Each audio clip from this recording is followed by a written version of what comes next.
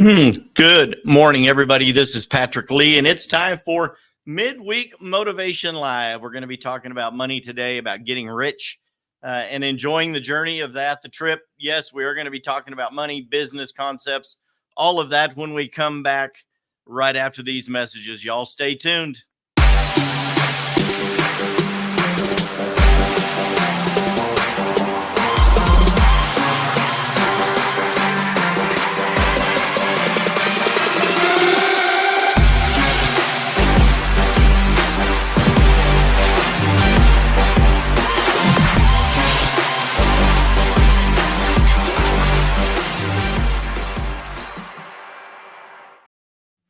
People already tuning in, liking and loving the show. This is Patrick Lee, your host for Midweek Motivation Live, motivating you to success in every area of life. Midweek Motivation Live now on all major podcast platforms. Wherever you go to consume podcasts, you can find Midweek Motivation Live, Stitcher, Apple iTunes, a lot of places that you will go in and search for Midweek Motivation Live with Patrick Lee, and you will find us in there. A lot of people have been finding us on multiple platforms lately, and I'm always happy to hear that when I get the reports of people that are consuming the podcast. And a couple of things about that, which are kind of intriguing and interesting to you. You guys know I'm a faith guy. Hey, Cody, you need some motivation today, bro. I got you. Hello, Larry, all the way out from Oregon, my high school friend. Thank you for watching, brother. So Midweek Motivation Live. A lot of people have been saying, yes, that they are consuming the show on multiple platforms, and I am trying to grow the YouTube platform as well. And on YouTube, you have to subscribe to the channel and then click on the bell for notifications.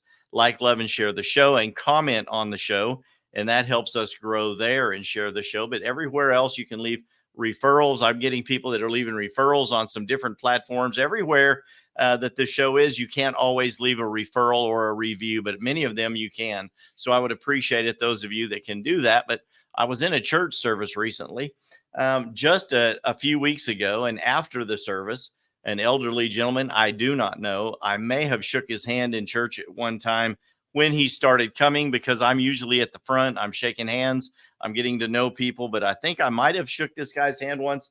But he walks up to me after the service, and he says, I don't know why God put this vision in my head, but I just see you like broadcasting, talking like a radio announcer. You sound like, like you've got a radio show or something, like you should be a DJ. And I said, well, to be honest, I used to have a radio show, but I actually have a podcast now, and it's on the internet, and it goes live all around the world. And he's like, wow, I see that. And I saw that in my brain. And it's just like God was showing me that, and that you're going to have influence to the masses. I was like, wow, I thank you. I appreciate that. So within a couple of weeks, we're in another church service, and we have a guy in. He's from Bogota, Colombia. Doesn't know me from Adam. This guy calls me out in the service, and we're just jumping into this. This is the show. This is money. This is the journey. Things that are going on in my life that hopefully will help you. This guy calls me out in the service and says God is talking to him about me, and he like grabs me by the hand. We're walking down across the front of the church, and he says, I'm seeing homes, I'm seeing houses, and buying low and selling high. You're going to buy low, you're going to sell high. You're going to help multiple people do this. You're going to buy homes. And he gets my first name. My name is Patrick. What is your name, Patrick? And I told him. And some people are believers, some are not. Some people are tuning in, some people are loving this, and some people are already tuning out, and that's okay. This show is not for everyone, but it can help everyone if you choose to listen. And he says, what do you do? And I tell him I am a real estate agent. That's actually exactly what I do.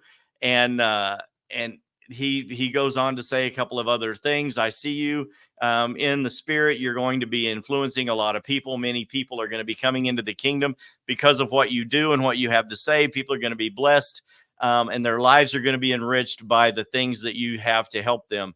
And then he goes out and says, and this year is your year. The Lee family is going to be blessed. He doesn't know my last name. He doesn't know I have a family in the building, and doesn't know me from Adam. Calls it all out. It's like a prophetic word. Many people understand that. Many people don't. I choose to receive that. I believe in that 100%.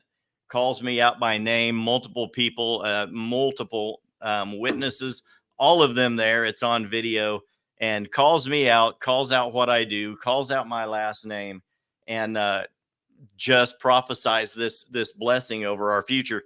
That's incredible. I love that. People are seeing that now in the show as well. So that's what the show is here for, to help other people have success in all areas of life. So I choose to believe that the show is going to take off even more this year. My memories came up on Facebook today, and I'd made an announcement. Midweek Motivation Live was coming up in a few minutes, and I used to do an early promo about 15 minutes before the show.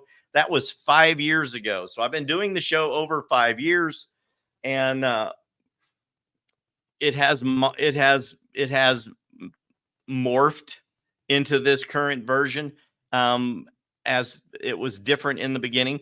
And I'm very happy with where the show is going, the quality of people that we're getting on, and the people that continue to watch.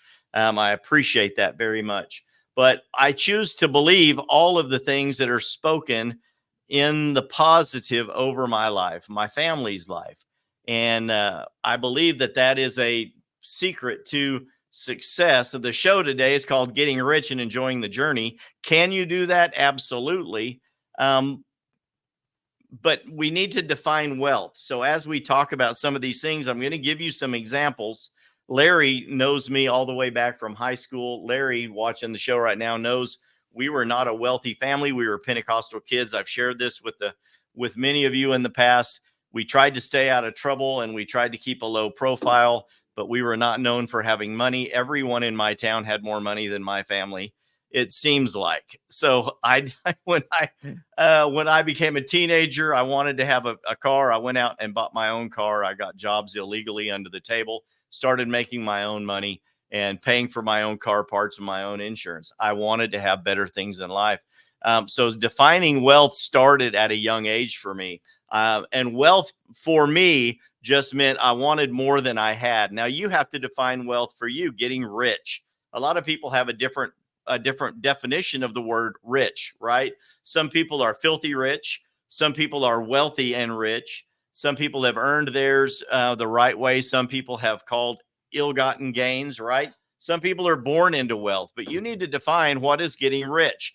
Define wealth for you. Is it just having more than you do?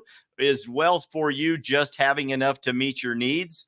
Or is real wealth having enough for you to meet not only your needs, but those around about you? One of the shows we've done in the past, we talked about this exact topic for the whole show. I'm not going to dwell on that. You can go back and watch that show on defining wealth. How much is enough? And if you get all you can, you put it in a can, and then you sit on the can, you are a waste of time and a waste of wealth. You're hiding what God has given you, and that's not the plan for your life. So define wealth. What is wealth for you? Are you in life to get rich? And if you just want to consume it all upon yourself, that's not the right mindset that you need to be in. Prosperity is here to bless people. We were given dominion over the land and told to make everything that we put our hands to do to prosper. That was God's ultimate plan for man, was for us to prosper in this world, be in good health and prosper financially, even as your soul prospers. The triangle of success in life, right? Health, wealth, and success. So you have to define that. What is that? What is wealth to you? You know, Larry's a phenomenal heavy equipment operator out there on the Oregon coast and mechanic, and has multiple businesses. Larry has learned how to take what he was given as a child and the education he has and the hard work that he learned how to do, and apply that to his life and develop a level of wealth for himself that many people on the Oregon coast, especially in our hometown, would never achieve without the same type of mindset and work ethic. Cody, watching the show right now, the same way, has been in food and beverage for years and fell in love with a beautiful young woman, Gina. Ended up buying the restaurant that they dated in, and now is one of the most successful restaurateurs in the area for these same reasons. He needed to define what wealth was for him. And then the next part of that is you need to choose the vehicle. Cody and Gina's happens to be Fire Slice Pizza. phenomenal. I'll be there for lunch today. It's amazing. So that's the vehicle they chose. And it's a great vehicle for them. It may not be the vehicle for you, but many of the people that watch the show come from all walks of life. So if you've decided that you want to be wealthy and you can define what wealth is, you need to choose what vehicle is going to get you there. And is it going to be, is it going to be restaurant? Is it going to be heavy equipment? Is it going to be sales? I've been in sales in some way, shape, or form ever since I was a teenager. My first illegal job was washing dishes, but then shortly thereafter, I went to work at a supermarket, and you were a box boy, and it wasn't really sales. And then after I got out of that, it taught me work ethic. But at the same time, I started going into other jobs, and I went into fast food, and then I went into gas station and services management. At 17 years old, I was a manager, and it was a small station, 2-man. We had a manager and assistant manager. I was the assistant manager. That put me in line for management positions on future resumes. So I started defining, if you can sell one thing, no matter how small, you can convert those same skills into selling things that are more expensive. Larry took, watching the show, right? Larry took the knowledge that he had, and he chose the vehicle that was going to help him get where he wanted to be. And that's what he has done, and done very well. You can see the emojis on the screen. You can choose a rowboat or a race car or a rocket ship, right? Find the vehicle that is going to help you become wealthy, that you can apply your work ethic to bring success and finances into your life and your household. And once you have done that, make sure that you choose something that you enjoy, right? Find something to do that you enjoy for a living, and you'll never work another day in your life. It's a common concept taught by almost everyone wealthy that has enjoyed the journey. And then next thing, once you have found the vehicle, you'd have to decide, how hard are you willing to work? Now, in the Patrick Lee world, I had to decide this at a very young age, based on the fact that we didn't have a lot of money.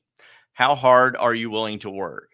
And what I determined about the time I was 15 years old was that no matter what it took, I would do my best to work harder than those around me. When I was a freshman in high school, my friends wanted me to go out for the wrestling team. Was I a great wrestler? No. I was the smallest, youngest kid on the team at the time.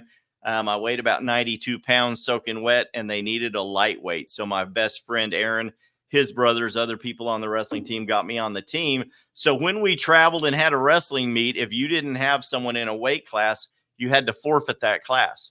The other team would automatically get points by default. So as long as we had someone in that weight class, we wouldn't have to lose points by default. And if the other team did have an absence in that weight class and we had a person there, we would get the points by default. So I joined and was put in the lightweight position to get points for the team by default without even having to wrestle. And unfortunately, or fortunately, I learned a lot of things, and I actually learned how to start winning some wrestling matches. I learned how to wrestle and lettered varsity 3 years of the 4 years that I went to high school. I wrestled in varsity wrestling. And it's funny because I did get older, I did get bigger, but when I graduated high school, I still only weighed 130 pounds. I was always a small guy. I wish I could go back to that weight now. Hey, Ross, good morning, brother. Angie, good to see you watching the show also.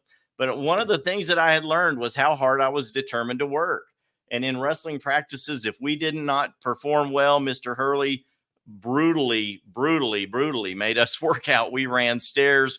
We ran for 30 minutes with our arms in the air. We did so many things to develop tenacity and a hard work ethic. So I went from that to playing football. I didn't get to play a lot, but I worked hard, but I went to making money. I went back to the supermarket, worked there, bought my own vehicles, got into management, and then I started getting into these other jobs and careers. I was in and out of supermarkets for over 20 years and got into sales. And I determined that I would work harder than those around me because I may not have had the education that a lot of my friends do. They've gone to college, they've gone on and received these degrees and things to help them out.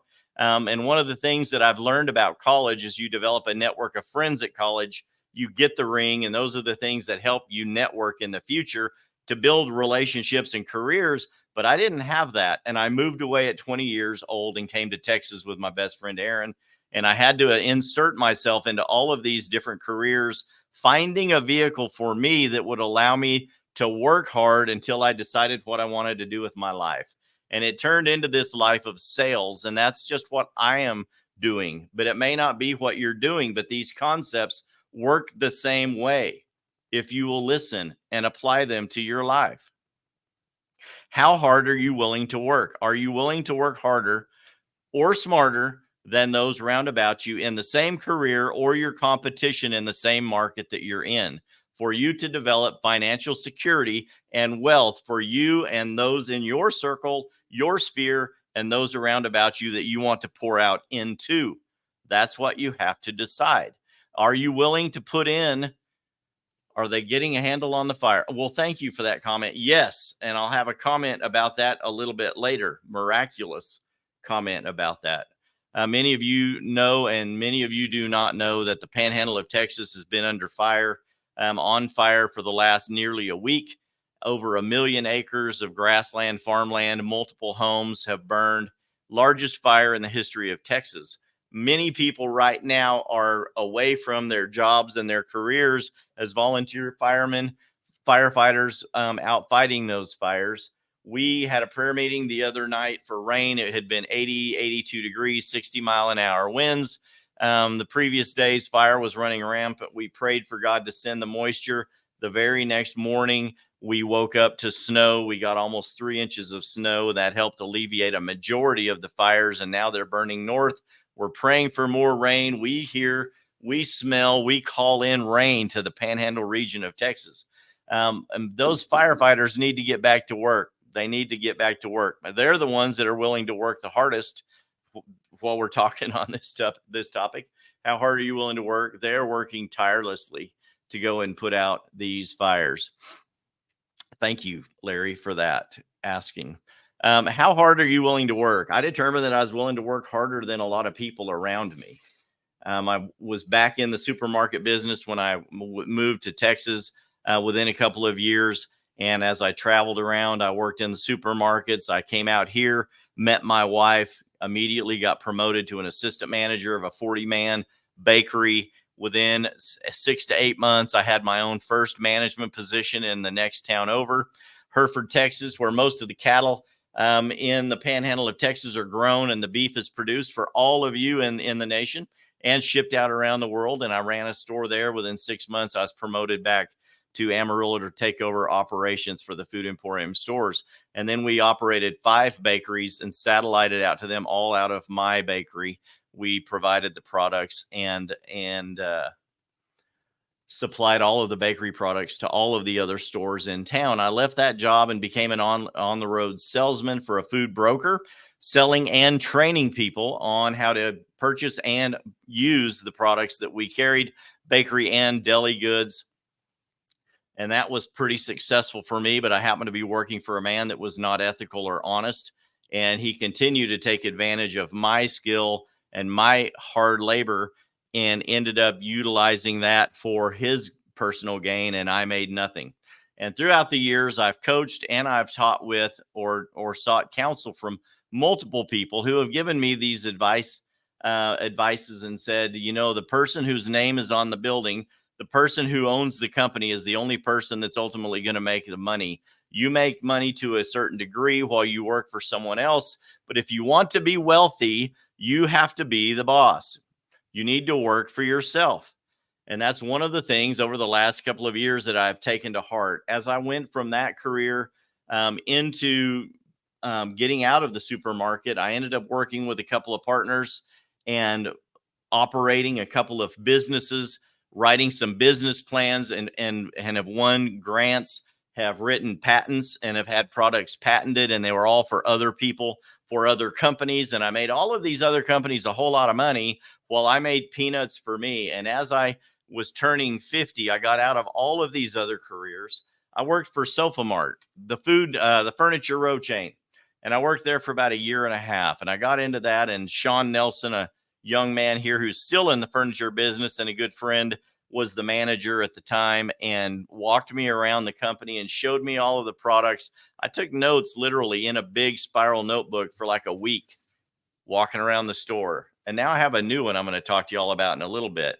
I take notes all the time. I'm always writing things down.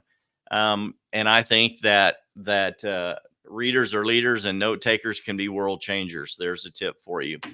But Sean walked me around that building and taught me everything he could about every kind of furniture that we had to sell, living room furniture. And in the beginning of 2009, the bubble popped, real estate bubble popped 2008, 2009. We had a lot of furniture competition. We had a lot of people out of work.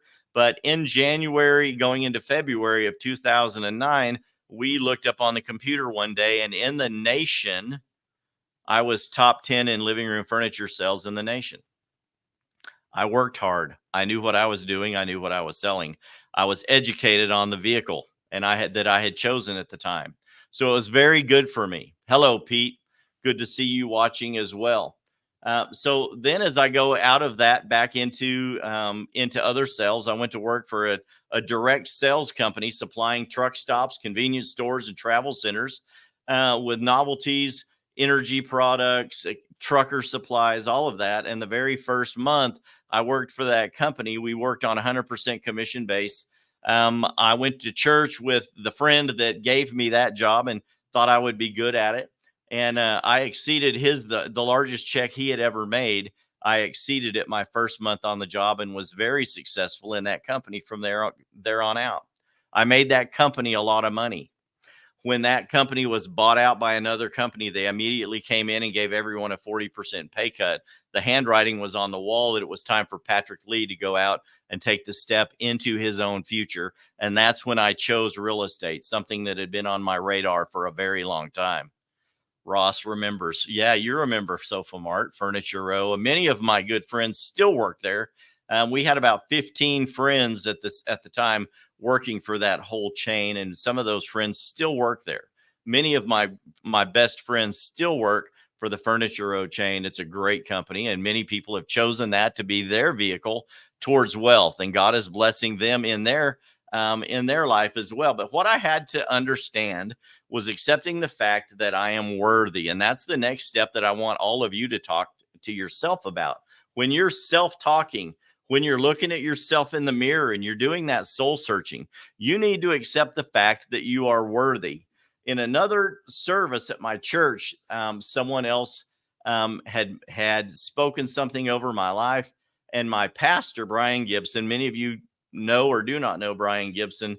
He's pretty well known on the national news circuit. He was just on his video was just on Newsweek. He's on Right Side Broadcasting. He's been on all of the Fox, CBN, CNN.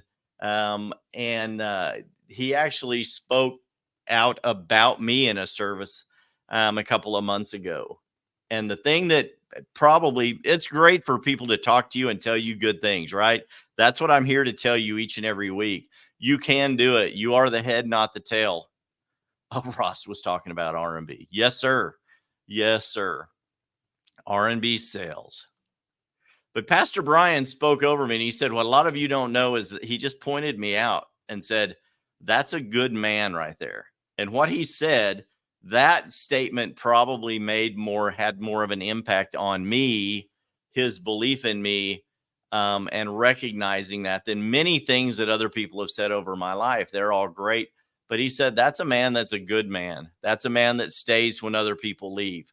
That's a man that pours into other people to the point that they take advantage of him, his knowledge, his ability, his blessing, and they would take advantage of that. But he was speaking a change in the atmosphere, a change in my mindset over me that I believed that I had been working on, accepting this fact that I am worthy. And as I work hard for years, many of you have people in your life that have taken your labor, taken your knowledge and your skill, and they've utilized it for their gain, but you have not felt like you achieved the wealth. You did not consume enough of that on yourself. You're constantly giving, but you don't feel like you are worthy of achieving the level of success that you should.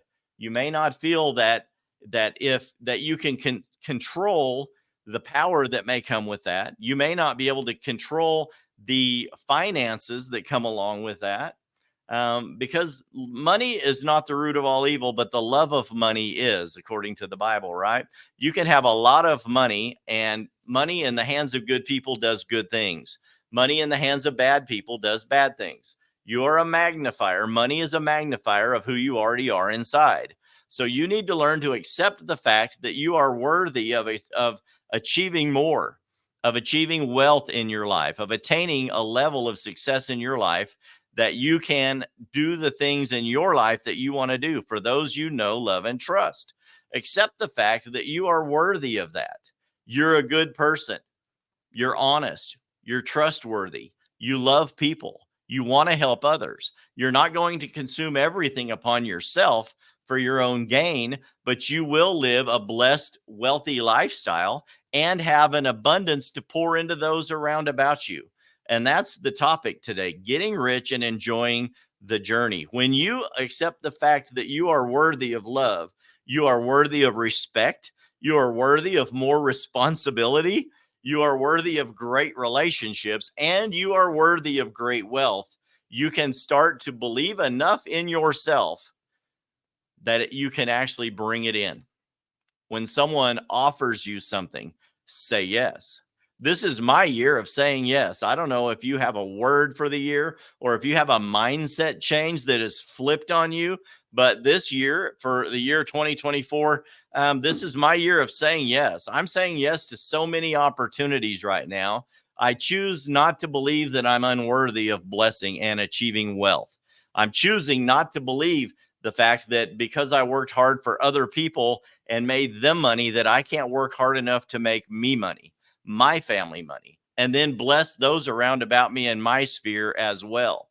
I have a friend that calls me Patty, and an opportunity came up recently for a property to buy low and sell high. And this person offered this investment to me, and I immediately thought of who I can offer this investment to. And I actually offered it to a couple of people. And then this friend said, Patty, why don't you just say yes to it yourself? And I'm like, always looking at giving that blessing, that increase to other people. I work with a lot of investors. I work with a lot of people that buy and sell houses, commercial properties. And we have had a great level of success. This year is already starting off phenomenal. There are over 1,100 agents in Amarillo, Texas. Last week, someone else ran a ranking sheet to find out where they were standing. They were tracking the numbers, and I was ranked number 12 in the entire MLS for sides, which means sides of a transaction. So out of 1,100, I was ranked number 12 in transactions this year already, and we're just starting the month of March. So 2024 is going to be a great year for me. We are learning to say yes to every opportunity for blessing that comes along. So I turned around and said, yes. Yes, Cody. Cody says yes, but with conditions. You have to learn to understand that when this is an opportunity for wealth to come into you, come towards you, come into your life, that of course you're going to use wisdom. We all know that we're going to use wisdom, and we're not going to say yes to things that could potentially hurt us, jump up and bite us in the butt. But you also don't want to analyze things so much to the point that you say no to good opportunities. But many of you watching the show already know how to recognize that. If it's a good opportunity and there's low risk for failure or low risk for something to come back that could harm you, you're going to use wisdom, right? You're going to use wisdom and know how to decide that. But yes, with some conditions in relationships, right? In our sphere, in opportunities. We just always have to remember that we keep our heart in the right place. And when your heart motive is pure, these things are going to come to you.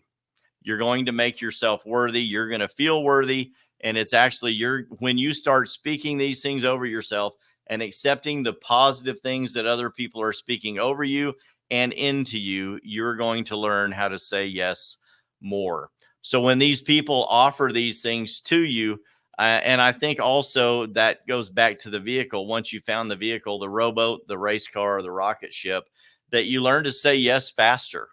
There are many things that can come into your life, and you can think about it so long that that opportunity passes you by. And in the investment world, many times an investment will be a great opportunity for a very short time. And many of our granddads used to say, well, if it's a good deal today, it'll be a good day, a good deal tomorrow. You should think about it for a while. And in today's day and age, I mean, while that may have been good for the longest, in today's day and age, there are many things that you need to say yes to faster, but you also need to decide and learn to say no to faster as well. So I'm not throwing the baby out with the bathwater, but you need to learn to say yes quicker and weigh out these decisions quicker. And these, as you're learning to say yes, I want you to write out the benefits of what it is that you offer. We've defined what is wealth to you. You've decided what is the vehicle that you're going to use to attain wealth in your life. I want you to write out the benefits of what it is that you offer, or what it is, the service that you provide to the marketplace. Make them very plain and easy to allow speed of response from consumers. Cody knows this very well. Larry, many people watching the show that are in sales, that have a product to sell, or they have a service business, they have learned this very well. Fire Slice Pizza ranked #1 on multiple websites because of the service that Cody provides. Cody and Gina do a great job there at Fire Slice. And they have a reputation to uphold. But write out the benefits of what it is that you offer or provide to the market. Make it plain and easy. We talked about this when you're goal setting. You need to write the goals for you, your business, plain, so people can run that read it, right? It needs to be plain and easy to allow speed of response from consumers. It's the hardest thing to get a consumer to do is buy your product if they don't understand it, or to buy your food if they don't know if it's any good. Maybe you need to provide a free sample. Free wings, anybody? But you need to write out what is the benefit that that product is going to give. How is it going to make their life better, their dining experience better, their home selling or home purchasing service better. Write that out and be able to communicate that to others to allow speed of response. And then as they respond to you, make sure that you have systems in place to handle that amount of business. Many businesses, companies, products fail because they have a great launch, but you don't have systems in place to handle the amount of business that you get. As you say yes to that business, you fail because you stumble. You don't have systems to take care of that. As you get customers or orders, provide the product or service speedily and accurately every time, all the time. That's a fire statement right there. Write it down, write it down, write it down. As you get customers or orders, provide your product or service speedily and accurately every time, all the time. Now, I know that's a hard goal to achieve, but if this is your end goal right here, is every time, all the time, and you focus on that and you speak that to the people in your business, I guarantee you that it will get better. It will get better. And every time you move forward, it will get better. And it may not be every time, all the time now, but it can be. And if that is your ultimate goal, it's always going to get better. As you run into stumbling blocks, as you run into things that slow you down, the last thing I want to talk to you about today is this: clean house, lighten the load, and hit the gas. There are going to be multiple things in your life that clutter your calendar. It could be clutter in your home. It could be clutter in your business. It could be clutter that is robbing you of resources or robbing you of the mental capacity to think clearly about what it is that you're doing. And I would like to recommend to you today, clean house. There may be some people in your company that are slowing you down and you need to lighten the load. They may not be, or they may be contrary in their goals, and they don't align up with your goals. And they're just there for a paycheck. And a person that's just there for a paycheck is not a detriment to your company or your business if they're providing the amount of labor and expertise that they're being paid for. That's a wonderful employee. And if they're not dragging down your goals or your business, that's wonderful. But if you have someone that cannot catch the vision, if they cannot do anything more to help the business succeed than just show up and be a warm body, that might be someone that you need to talk about. You either need to have some some learning meetings with that person and some coaching sessions with that person. Or if they continue to exhibit that bad behavior or the lack of catching on to the team dream, then that may be a person that you need to let them free to go out and find what it is that they really want to do in life. But declutter, lighten the load. And when you have gotten many of these obstructions, these wrecking balls or these ball and chains, these anchors that are attached to your business or your product, once you've gotten so many of them out of the way, you can see much more clearly. You can get back in focus, and that's when you hit the gas. I've had people that have called me lately about some relationships, and I've recommended both of, both in one and multiples in others, that when they start to talk to me about another person or they start talking to me about their relationship, wanting advice, my statement is basically this same last one: clean house, lighten the load, and hit the gas. If you're going to stay together, get rid of the obstructions. If you're going to stay together, lighten the load. What are the worries and the fears and the discontent that you have in the relationship that's slowing you down? Because people that are not in agreement cannot move quickly. They're just battling each other, right? Like a three-legged race. Until you learn how to get in sync with the person in whose leg is tied to yours, you're never going to be able to move forward, right? But if you'll clean house, lighten the load, then hit the gas, you're going to be so much more happy in the future. But if you have determined that that person is not going to be a good one for the relationship, you have to eliminate that. Determine the right steps, lighten the load, and then hit the gas. I hope this is helping you today. On your way to success, number one, determine, am I worthy for that? Yes. Define a vehicle. Identify what kind of vehicle you're going to want to use to be successful. Determine in your head that no one is going to outwork you, that you're going to work harder, faster, and smarter than those around you in your competition. Then start saying yes to all the opportunities that show up. Say yes to all the opportunities, using wisdom, of course, but stop hum-hawing around. Stop being wishy-washy. If you've had something that's been on a back burner for a long time, just sitting there simmering, eventually that will simmer away.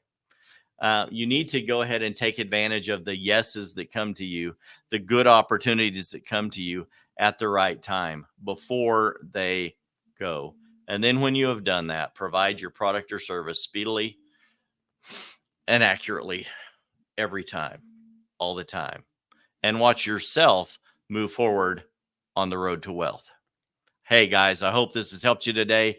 This has been Patrick Lee with Midweek Motivation Live. All of these things I always reflect right back on myself as well as I move forward, as I share them with you. I truly do. These are the things that have allowed me in my life to help me move faster, to say yes more often, to start achieving wealth in ways that I've never dreamed possible. And it really is for me to provide more for others. I live in a used house. It's not a mansion. I drive a vehicle, a truck that's paid for. I have money to give to other people and to help other people in my family and my friends. I'm learning to cut off the people in my life that have been taking advantage of me for years, and we no longer allow that. You can still be friends with people, but not allow them to rob you of your time, energy, and money, right? Those are all things in life that we can all do. But as I speak these things over you and to you, I am also speaking them all back to me as well. And I hope you don't ever think that I'm just preaching at you, telling you that I don't apply these things to my own life. One of the new tools I just got, I won this in a silent auction at an event the other night, is the Rocket Book. You can go to rocketbook.com.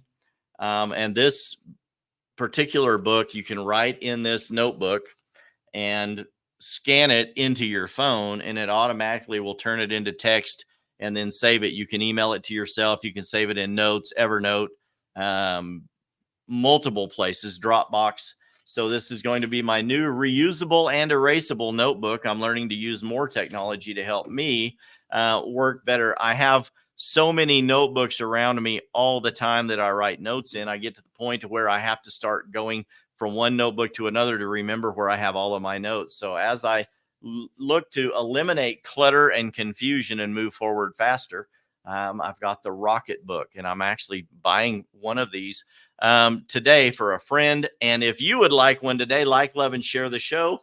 And one of you who watched the show today, like, love, and share the show, will be winning a Rocket Book yourself from Patrick Lee at Midweek Motivation Live. We'll be announcing a winner on that next week. The Rocket Book, rocketbook.com. This show is not sponsored by Rocket Book. I just said Rocket Book an inordinately amount of times in the last 2 minutes, but I'm enjoying my new Rocket Book from rocketbook.com. You guys, love you. Thank you for coming back to watch the show. Remember, courage begins at the end of your comfort zone. Go out there and get uncomfortable today. Do it for yourself and for those you know, love, and trust. Until next time, this has been Patrick Lee with Midweek Motivation Live. I will see you next time. Bye-bye.